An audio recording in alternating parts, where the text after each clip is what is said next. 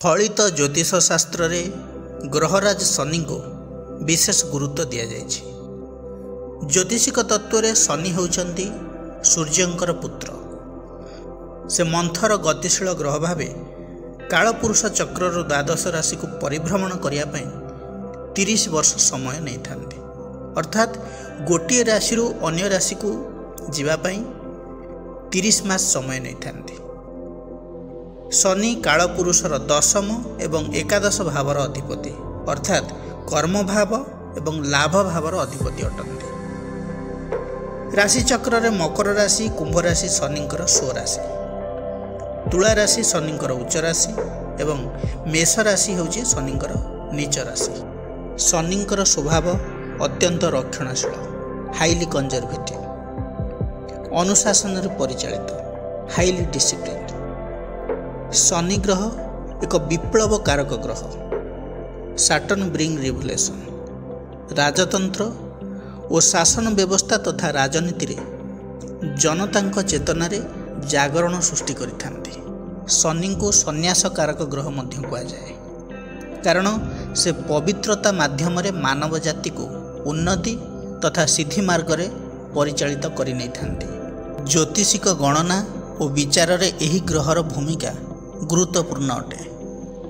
तेणु जातकरे शनिंकर भाव अवस्थिति, भाव अधिपतित्व और अन्य ग्रहंक सह संयुक्तिगत प्रभाव एवं एही ग्रह उपरे दृष्टिजनित प्रभाव को पुंखानुपुंख भाव में विचार करने दरकार। एही शनिंक भाव विचार उपरे सावधानता सतर्कता अवलंबन करने आवश्यक। तुला किंबा मकर किंबा कुंभ राशि लग्न जातकरे शनि लग्न रे थिले जातकर उत्तम गुण, स्वभाव, स्वास्थ्य, धन एवं नेतृत्व भाव को सुदृढ़ करिथाए। शनिंकर परम मित्र ग्रह होउचंती शुक्र।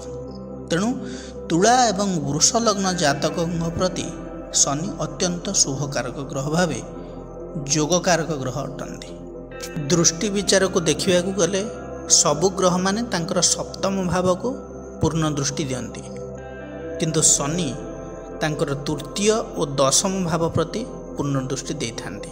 शनिंकर स्थिति अपेक्षा दृष्टि अधिक क्षतिकारक अशुभ बोली कहा जाए। शनि यदि द्वादश भाव रे रही षष्ठ भाव प्रति जो दृष्टि दियंती तांकर सेटा सप्तम दृष्टि, ताहा रोगर कारण होइथाय। जदि सेही षष्ठ भाव प्रति दृष्टि रे रवि रही थांती तेबे जातक रुग्ण शरीरधारी होइथाय।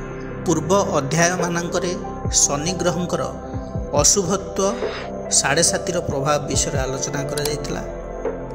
शनि ग्रहंकर वक्रत्व एवं अस्तत्वर शुभाशुभ फल विषय मध्य आलोचना करा जायतिला।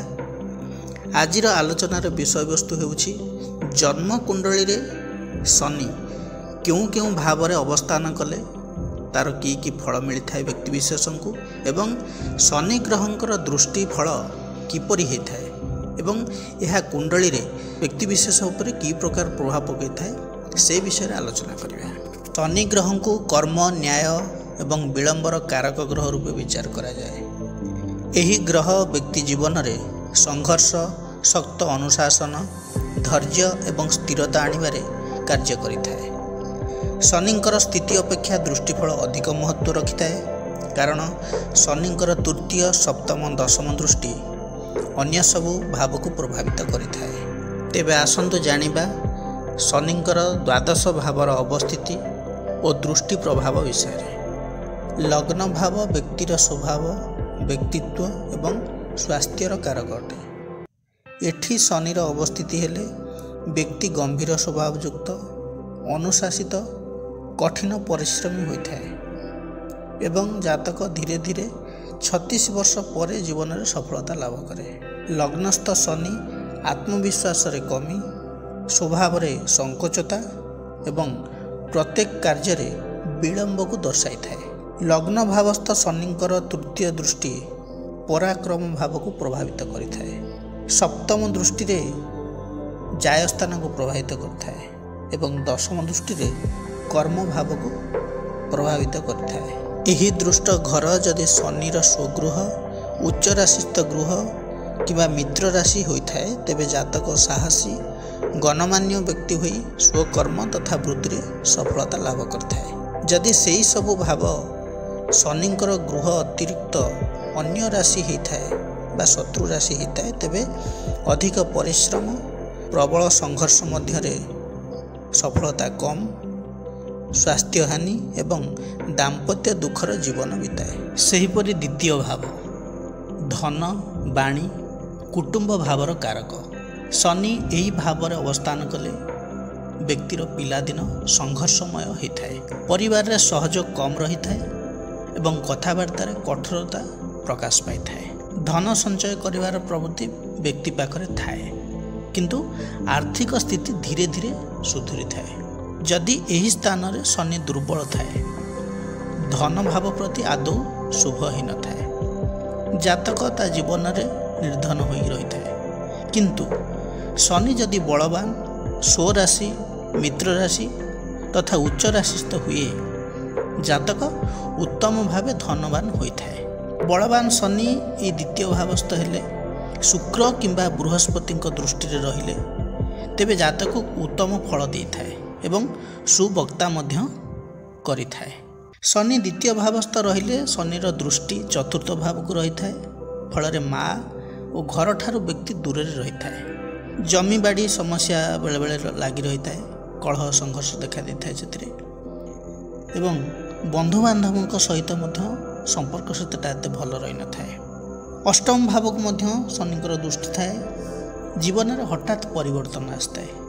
यौतुक जनित समस्या सृष्टि थाए स्वामी स्त्री मध्य संपर्क किछिटा विभेद देखा जाए एवं एकादश भाव को शनिकर दृष्टि फल आय व्यवस्था रे बाधा सामयिक आवश्यकता पूरण दिगरे असुविधा होता है। जदि शुभ ग्रहर प्रभाव थाए तेबे किछि शुभ बल आशा करा जाय थाए।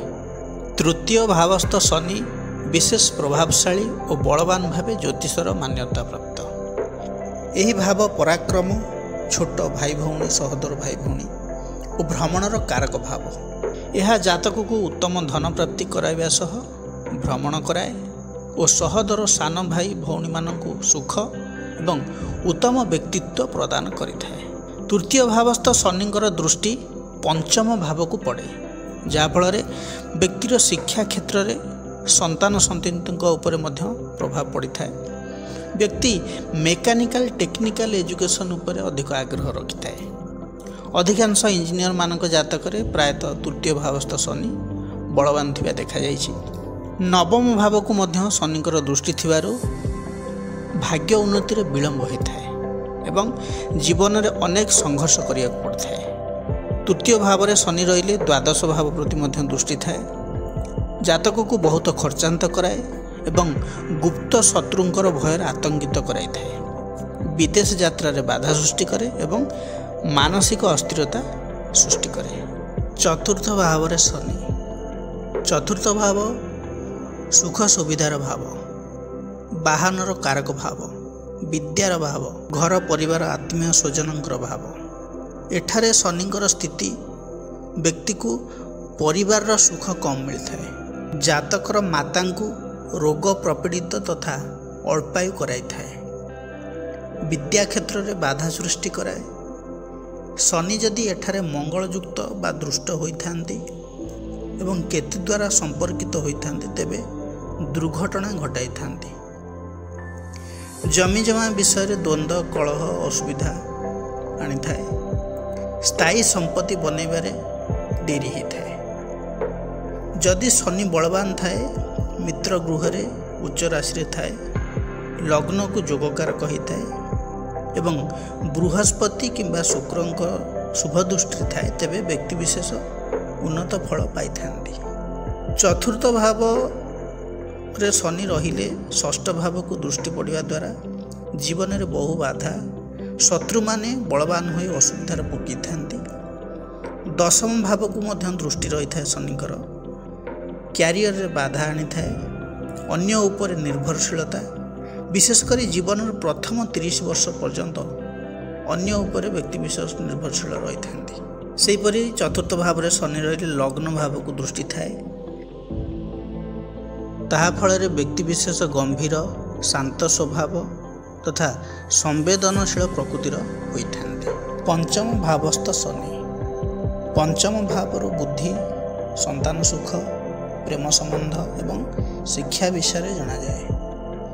ଶନିର ଏହି ସ୍ଥାନରେ ଅବସ୍ଥିତି ଫଳରେ ଶିକ୍ଷାରେ ବାଧା ସୃଷ୍ଟି ହୁଏ, ସନ୍ତାନ କଷ୍ଟ, ପୁତ୍ର କଷ୍ଟ ମିଳେ ଏବଂ ପ୍ରେମ ସମ୍ବନ୍ଧରେ ସ୍ଥିରତା ରହିନଥାଏ। ଜାତକ କ୍ଷଣକ୍ରୋଧୀ, ଦୁର୍ବଳ ମାନସିକ ଭାବ ତଥା ସ୍ୱାର୍ଥପର ହୋଇଥାଏ। ପଞ୍ଚମ ଭାବସ୍ଥ ଶନି ଦୃଷ୍ଟି ସପ୍ତମ ଭାବକୁ ପଡ଼ିବା ଫଳରେ ବିବାହରେ ବିଳମ୍ବ ହୋଇଥାଏ। ଏକାଦଶ ଭାବକୁ ଦୃଷ୍ଟି ପଡ଼ିବା ଫଳରେ ଆର୍ଥିକ ଲାଭ ଧୀରେ ଧୀରେ ହୁଏ।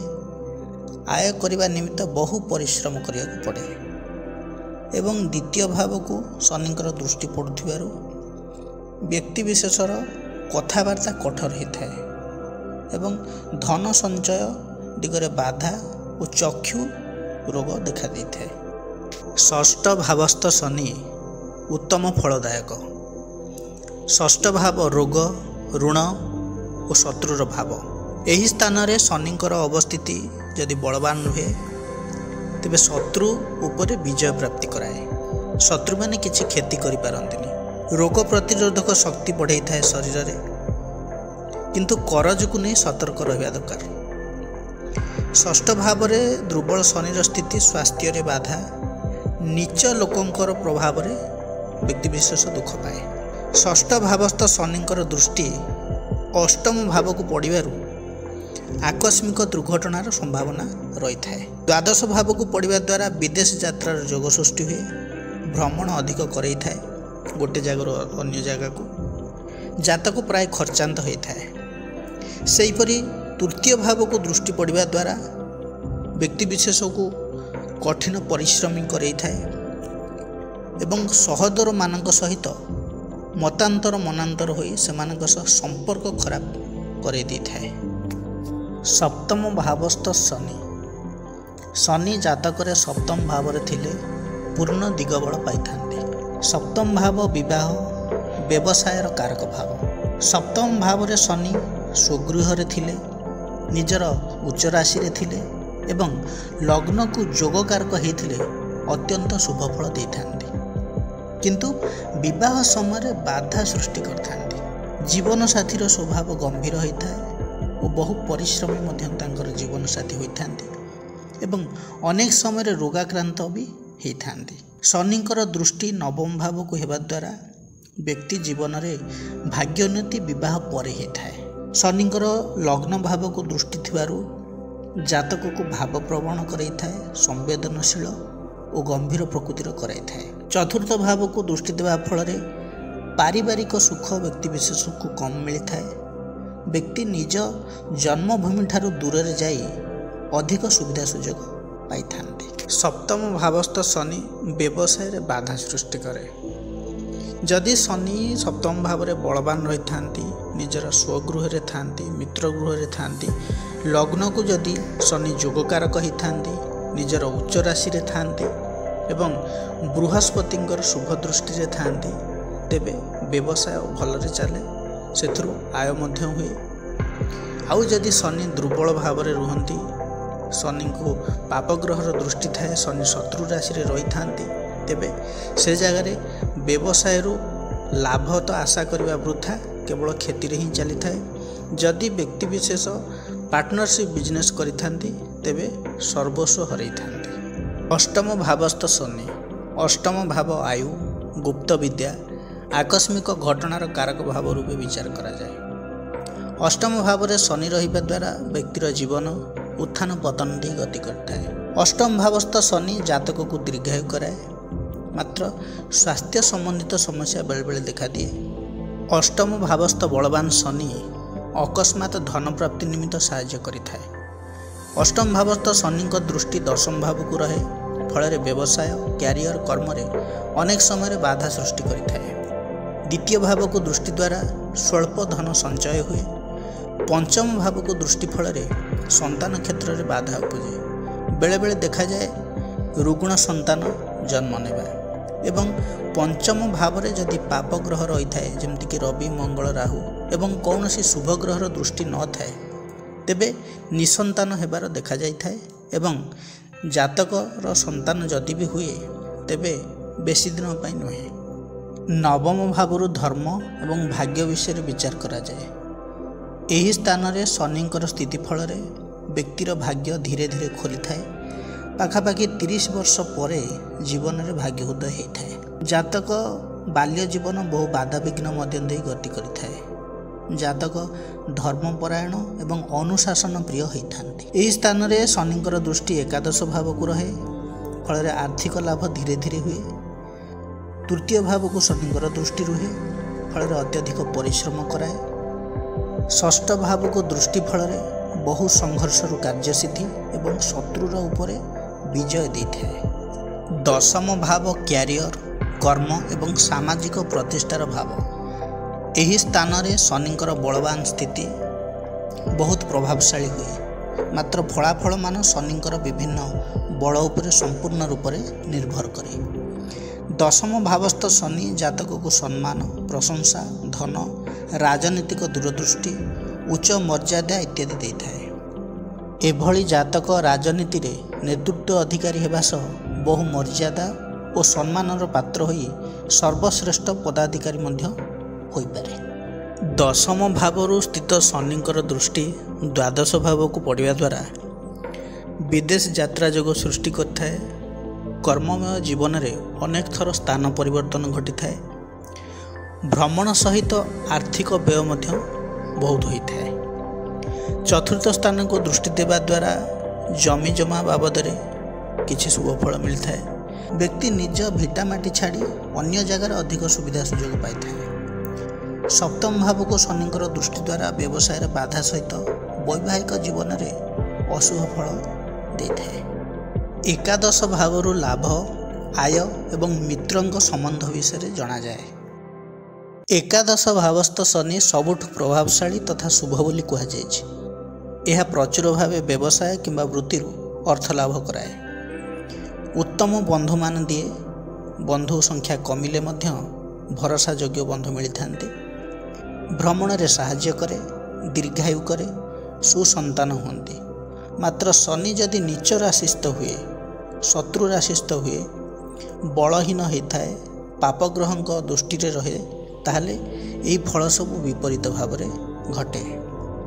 ଏକାଦଶ ଭାବରେ ଶନି ରହି ଲଗ୍ନକୁ ଦୃଷ୍ଟି ଦିଏ, ଯାହାଫଳରେ କି କଠିନ ପରିଶ୍ରମ ମାଧ୍ୟମରେ ଜୀବନରେ ସମ୍ମାନ ଓ ଉଚ୍ଚ ମର୍ଯ୍ୟାଦା ପ୍ରାପ୍ତି ଘଟିଥାଏ। ପଞ୍ଚମ ଭାବକୁ ଦୃଷ୍ଟି ଦେବା ଫଳରେ ସନ୍ତାନ କ୍ଷେତ୍ରରେ କଷ୍ଟ ମିଳିଥାଏ। ଅଷ୍ଟମ ଭାବକୁ ଦୃଷ୍ଟି ଫଳରେ ଜାତକ ଦୀର୍ଘାୟୁ ହୋଇଥାଏ ଏବଂ ଅଧିକାଂଶ ସମୟରେ ଆକସ୍ମିକ ଘଟଣାର ଶିକାର ହୋଇଥାଏ। ଦ୍ୱାଦଶ ଭାବ ବ୍ୟୟ ଏବଂ ମୋକ୍ଷର ଭାବ ଅଟେ। ଶନି ଏହି ସ୍ଥାନରେ ରହିବା ଦ୍ୱାରା ବିଦେଶ ଯାତ୍ରା, ଏକାନ୍ତ ଜୀବନ, ମାନସିକ ଚାପ ଏବଂ ଆଧ୍ୟାତ୍ମିକ ରୁଚି ସହିତ ଗୁପ୍ତ ବିଦ୍ୟା ପ୍ରତି ଆଗ୍ରହ ବଢ଼ାଏ। ଦ୍ୱାଦଶ ଭାବସ୍ଥ ଶନି ବହୁ ଖର୍ଚ୍ଚାନ୍ତ କରାଏ, ଗୁପ୍ତ ଶତ୍ରୁ ଅନେକ ସୃଷ୍ଟି କରାଏ। ପାପଗ୍ରହ ଦୃଷ୍ଟ ବା ଅନ୍ୟ ପାପଗ୍ରହ ଯୁକ୍ତ ଶନି ଦ୍ୱାଦଶରେ ଅତ୍ୟନ୍ତ ଅଶୁଭ ଓ ହାନି କରେଇଥାଏ। ଦ୍ୱାଦଶ ଭାବରେ ଶନି ରହିବା ଦ୍ୱାରା ଦ୍ୱିତୀୟ, ଷଷ୍ଠ ଏବଂ ନବମ ଭାବ ପ୍ରତି ଦୃଷ୍ଟି ରହିଥାଏ, ଯାହାଫଳରେ ଧନହାନି, ବହୁ ଖର୍ଚ୍ଚ, ସ୍ୱ ଆମନ୍ତ୍ରିତ ଶତ୍ରୁତା, ଧନ ଅର୍ଜନ ପାଇଁ ବହୁ ଭ୍ରମଣ କରିଥାଏ। ଏହା ଥିଲା ଶନିଙ୍କର ଜାତକରେ ଦ୍ୱାଦଶ ଭାବର ଅବସ୍ଥିତି ଓ ଫଳାଫଳ ବିଷୟରେ। ଯଦି ଏ ଭିଡ଼ିଓଟି ଆପଣମାନଙ୍କୁ ଭଲ ଲାଗିଥାଏ ତେବେ ଲାଇକ୍, କମେଣ୍ଟ, ସେୟାର କରିବାକୁ ଜମାରେ ବି ଭୁଲିବେ ନାହିଁ। ଆଉ ହଁ, ଏଇଭଳି ଭିଡ଼ିଓ ଦେଖିବାକୁ ଚାହୁଁଥିଲେ ମୋ ଚ୍ୟାନେଲଟିକୁ ସବସ୍କ୍ରାଇବ୍ କରନ୍ତୁ ଏବଂ ସାଇଡ଼ରେ ଥିବା ବେଲ୍ ଆଇକନକୁ ପ୍ରେସ୍ କରି ନୋଟିଫିକେସନକୁ ଅଲ୍ କରନ୍ତୁ, ଯାହାଫଳରେ କି ମୋ ଭିଡ଼ିଓର ପ୍ରଥମ ନୋଟିଫିକେସନ୍ ଆପଣମାନେ ପାଇପାରିବେ। ପୁଣି ଦେଖା ହେବ ଆଉ ଗୋଟେ ନୂଆ ଅଧ୍ୟାୟରେ। ସେ ପର୍ଯ୍ୟନ୍ତ ରହୁଛି, ନମସ୍କାର।